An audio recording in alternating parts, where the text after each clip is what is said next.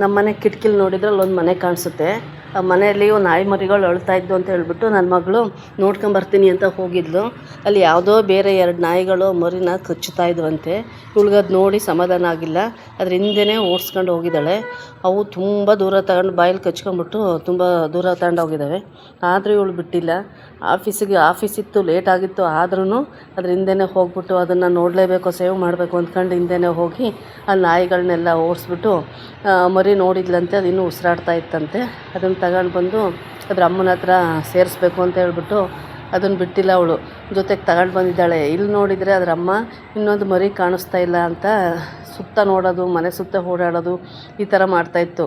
ಅದನ್ನು ನೋಡಿ ಅವಳು ತಗೊಂಡು ಬರ್ತೀನಿ ಅಂತ ಹೋದ್ಲು. ಅಲ್ಲಿಂದ ಅದನ್ನು ಸೇವ್ ಮಾಡ್ಕೊಂಡು ತಗೊಂಡು ಬಂದಿದ್ದಾಳೆ. ತಗೊಂಡು ಬಂದುಬಿಟ್ಟು ಅದ್ರ ಅಮ್ಮನ ಹತ್ರ ಬಿಡ್ತೀನಿ ಅಂತ ಅಲ್ಲಿ ಬಿಟ್ಬಿಟ್ಟು ಸೈಡಲ್ಲಿ ನಿಂತ್ಕೊಂಡಾಗ ಅದ್ರ ಅಮ್ಮ ಬಂದುಬಿಟ್ಟು ಪಾಪ ಯಾವ ಥರ ಮಾಡ್ತಾಯಿದೆ ನೋಡಿ.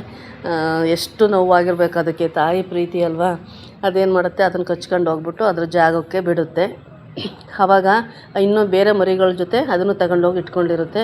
ಇವಳು ಅಂತೂ ಮನಸ್ಸು ತಡೆಯೋದಲ್ಲದೆ ಮನೆಗೆ ಬಂದುಬಿಟ್ಟು ಅದಕ್ಕೆ ಊಟ ತಗೊಂಡೋಗಿ ಊಟ ಇಟ್ಟಿದ್ದಾಳೆ.